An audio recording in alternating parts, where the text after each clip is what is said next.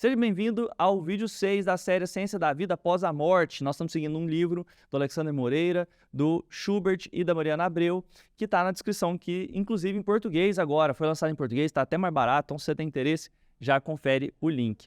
Meu nome é Rodrigo Scali, eu sou psiquiatra e nessa série nós estamos falando sobre as experiências, o que tem de evidência científica a respeito da vida após a morte. Então vamos para a parte 6. No vídeo de hoje nós vamos falar sobre a experiência fora do corpo. Vamos embora. Experiências de quase morte, elas são experiências geralmente vívidas, transformativas, que têm um aspecto transcendente e que fazem as pessoas redefinir aspectos muito importantes de suas vidas.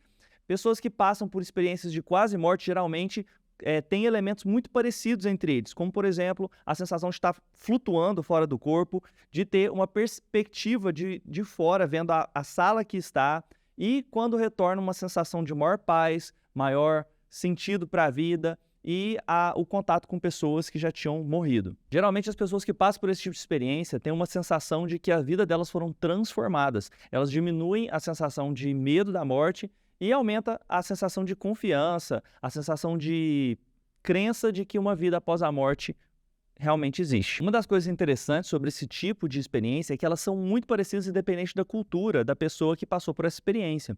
Então, existem alguns artigos sobre isso, por exemplo, do Atafilho de 2006, que mostrou que 15 diferentes pontos de fenomenologia, que é a descrição do fenômeno, são muito parecidos independente da cultura em que é descrito aquele tipo de evento. Alguns artigos, como o do Suchan de 2009, encontrou que 17% das pessoas que passam por uma experiência de realmente ameaçadora de vida têm esse tipo de experiência de consciência no momento de quase morte. Isso aqui é importante, pessoal, porque esse tipo de experiência pode lançar à luz a ideia de que o cérebro ele forma a consciência. Por quê?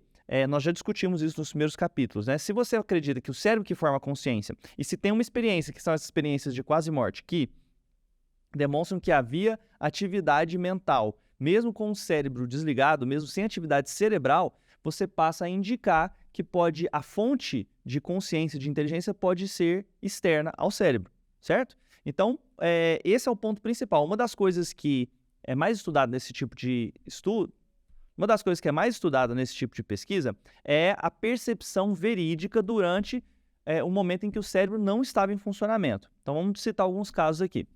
Um dos casos famosos é de uma mulher de 35 anos de idade que estava sendo operada numa neurocirurgia, e durante essa cirurgia o sangue dela foi resfriado a 16 graus Celsius e todo o sangue foi retirado do cérebro, então foi drenado do cérebro, não tinha atividade nenhuma cerebral. Inclusive, existia um eletrocardiograma medindo as ondas cerebrais e era sem nenhum tipo de onda cerebral. E durante esse estado, ela ficou com os olhos tampados e com um fone fazendo um ruído, né, um ruído constante, para que ela não pudesse escutar os barulhos externos.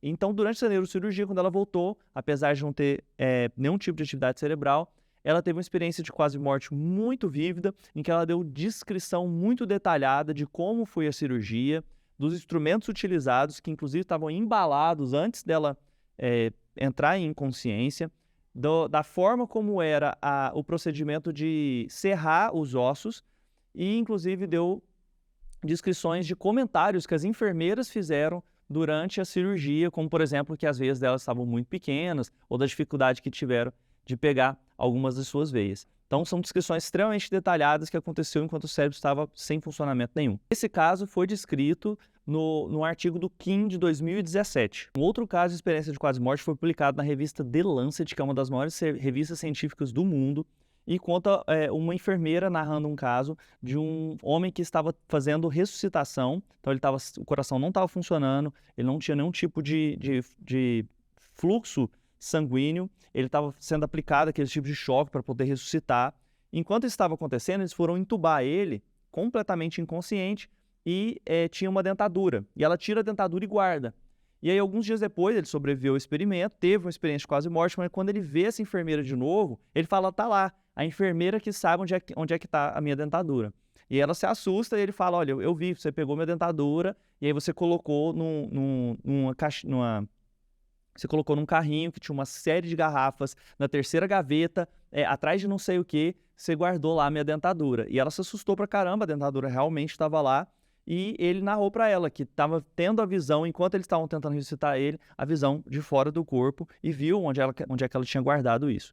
Existem dezenas de casos como esse na literatura, já publicados em revistas respeitáveis, inclusive alguns casos de pessoas cegas, que apesar de não conseguir ver enquanto estão aqui na experiência corpórea, dão uma representação detalhada, baseada em estímulos visuais no momento de experiências de quase morte. Está publicado pelo Ring e Cooper em 1997. Pesquisa do Holden de 2009, com 93 experiências de quase morte, 90% dos fatos descritos eram extremamente corretos. 8% tinha pequenos erros e apenas 2% eram incorretos.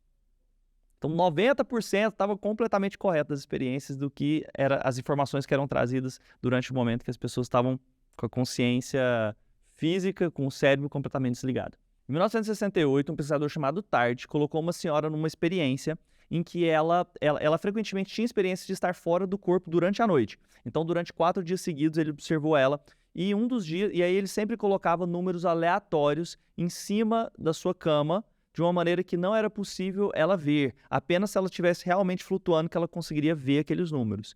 E em momentos em que o eletroencefalograma dela mostrava atividade de sono e sem poder virar o rosto, de nenhuma outra forma observar aqueles números, ela, ao acordar, deu a descrição exata dos números que estavam sendo expostos. Uma coisa que parece muito comum é a experiência de ver alguém que já morreu durante as experiências de quase morte.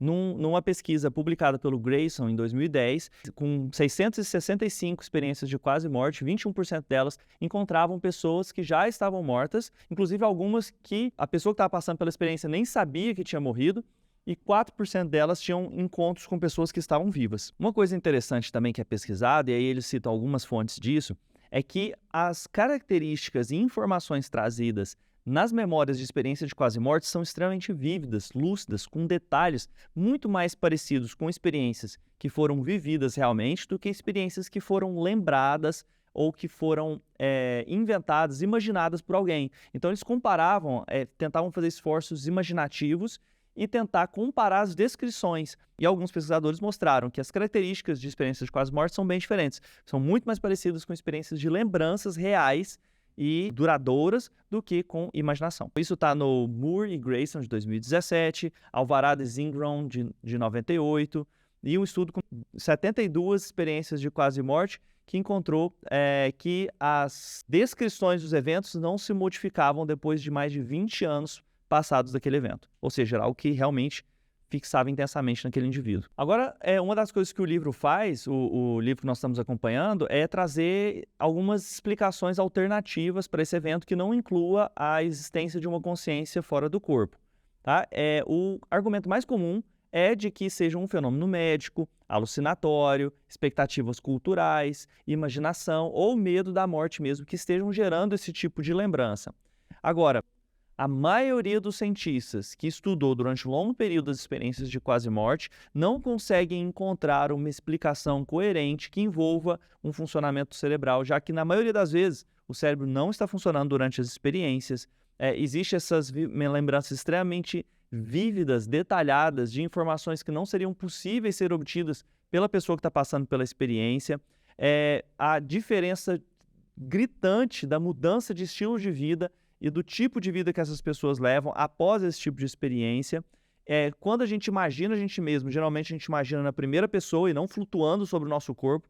Então isso é muito diferente. E também comunicações dadas pelas experiências de quase morte frequentemente têm informações que aquele indivíduo não poderia saber de outra forma. Não existe diferença também culturais ou de expectativas ou religiosas entre pacientes que tiveram as experiências de quase morte e os que não tiveram, o que também afasta a ideia de que expectativas culturais é que estaria gerando esse tipo de fenômeno. Eles também não podem ser explicados por falta de oxigênio no cérebro, porque várias dessas experiências acontecem mesmo quando a pessoa não sofre nenhum tipo de lesão ou quando não teve nenhum tipo de falta de oxigenação cerebral, como por exemplo em acidentes de carro. As experiências alucinatórias, elas são muito diferentes desse tipo de experiência, elas são muito mais fragmentadas, confusas, do que organizadas, como acontece nas experiências de quase morte. Então o vídeo de hoje trouxe experiências sobre experiências fora do corpo e experiências de quase morte. Eu queria saber o seu O seu comentário faz muita diferença aqui. O que você acha desse tipo de experiência? Você já teve esse tipo de experiência? Conhece alguém que já teve, que você possa contribuir